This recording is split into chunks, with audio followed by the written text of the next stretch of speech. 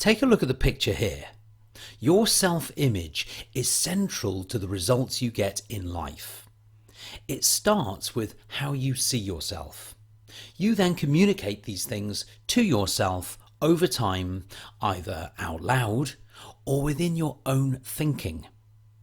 These self-statements then help you to form your beliefs, and your beliefs express themselves through your decisions, behaviours, feelings, habits and attitudes. These things determine your results. They determine what you do and how you do it, where you go and who you meet and who you spend your time with, what thoughts or ideas come to your mind, and whether you trust yourself to act on your ideas or not. In turn, they influence other people's perceptions of you and whether you form effective relationships with others. Trying to change your results without any change in your self-image is like trying to change your TV signal when the fault is really at the broadcasting station, or trying to fix an electrical appliance while the problem is at the national grid. Even if you get some temporary improvement now and then, like a momentary better signal, soon enough your performance will drop back in line with that of your present self-image. This is true across all areas of your life. If you play a sport and see yourself as an average player in that sport, then you might train and make improvements at times, but when put to the test, your restricted self-image has you whisper distractions in your mind and pull yourself back to your expected level. If you see yourself as an unintelligent person, then this poor self-image will hold you back, like a gravitational pull drawing you back to your expected standard. If you see yourself as unattractive, and somebody you see as beyond your means shows interest in you, you may find yourself sabotaging the moment by being too distant or nervous in your behaviours. A person might see themselves as a great driver. They believe they have fast reactions, good spatial awareness and a natural sense of flow. Their self-image allows them to enjoy driving. They feel good and confident behind the wheel.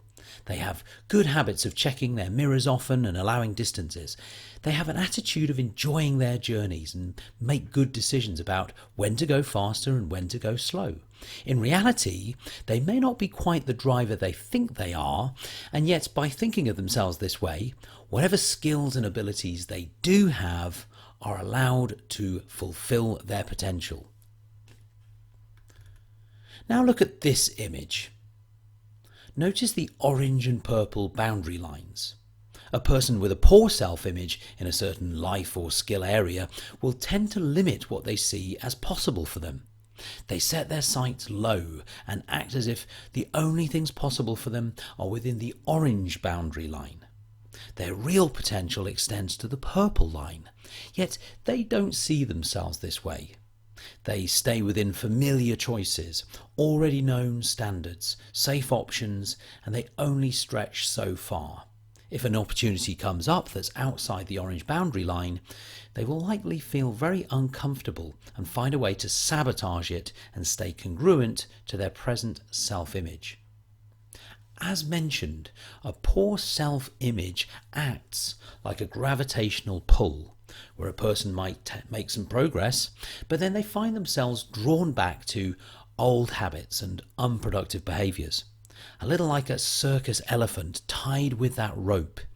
It's only them holding themselves back. A positive self-image allows a person to venture out and explore, take on new challenges, stretch their abilities to the full and fulfill their potential. Who knows how far your purple line really extends? Wouldn't you like to find out?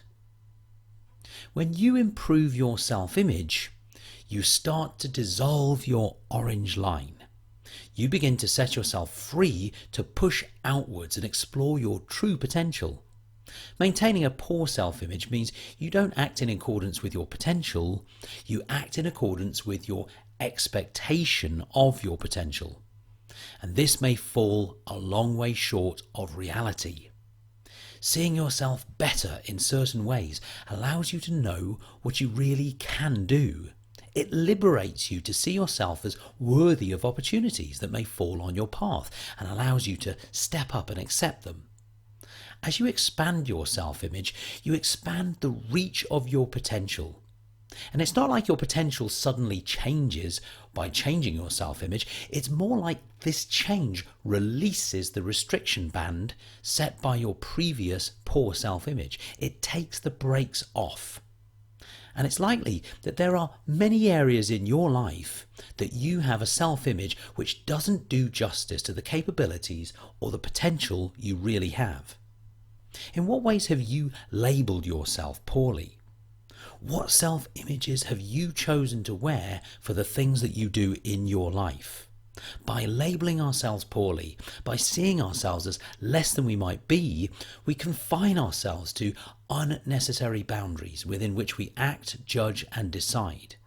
We entrain ourselves to think with the beliefs that concur with that self-image, and these beliefs in turn restrict our movements, choices and performance. Start to think now. What ways of seeing yourself would bring about the most positive change in your life? How do you want to start seeing yourself from this moment forwards?